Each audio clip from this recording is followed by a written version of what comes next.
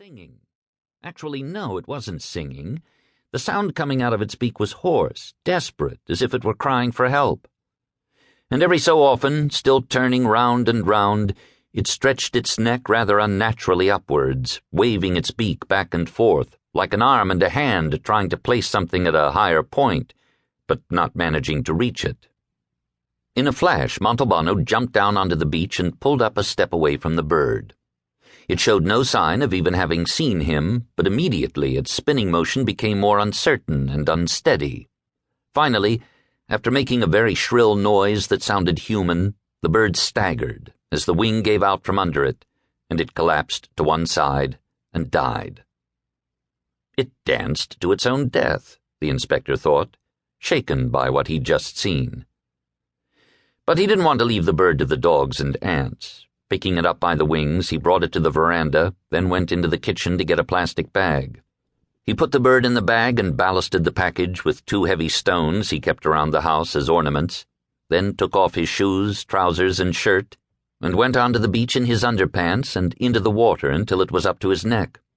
Then he spun the bag over his head and hurled it as far out to sea as he could. When he went back into the house to dry himself off, he was livid with cold. To warm up, he made another pot of coffee and drank it scalding hot. As he was driving towards the Palermo airport at Punta Raisi, his thoughts returned to the seagull he'd seen dancing and dying. For no real reason, he'd always had the impression that birds were eternal, and whenever he happened to see a dead one, he felt mildly wonderstruck, as if he were looking at something that should never have happened. He was almost positive that the gull he'd watched die had not been shot. Almost positive, that is, because it was possible that it had been struck by a single pellet of birdshot that didn't draw a drop of blood but was enough to kill it. Did seagulls always die like that, performing that sort of heartbreaking dance? He couldn't get the image of its death out of his head. Entering the airport, he looked up at the electronic arrivals board and had the nice and predictable surprise that the flight was running over an hour late. How could you go wrong? Was there anything whatsoever in Italy that left or arrived at the scheduled time? The trains ran late, the planes did too, the ferries required the hand of God to put out to sea, the mail we won't even mention. The buses would actually get lost in traffic.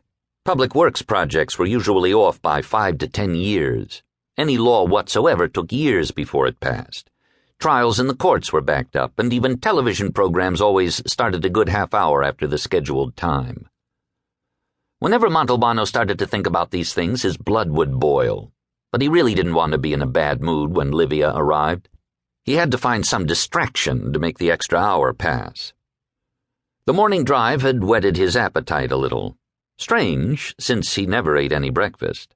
He went into the airport bar where there was a line as long as at the post office on pension check days. At last his turn came. "A coffee and a cornetto, please." "No cornetti." "You're already out?" "No, the delivery's late today. We should have him in half an hour or so." Even the cornetti ran late.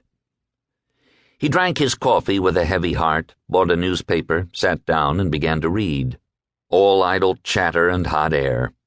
The government chattered, the opposition chattered, the church chattered, the Manufacturers' Association chattered, the trade unions chattered, and there was a welter of chatter about a famous couple who had split up, a photographer who had photographed something he wasn't supposed to, the richest, most powerful man in the country whose wife had written him a public letter chastising him for things he'd said to another woman, and endless chatter and natter about stonemasons falling like ripe pears from scaffolds, illegal aliens drowning at sea, retirees with barely enough rags to cover their asses, and little children being raped.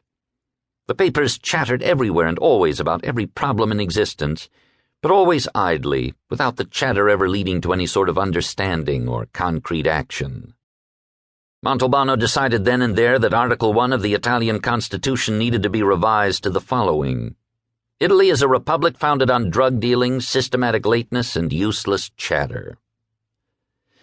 Disgusted, he tossed the newspaper into a trash bin, stood up, went out of the airport, and fired up a cigarette. And he saw seagulls flying very near the shore. At once, the seagull he'd seen dance and die came back to him.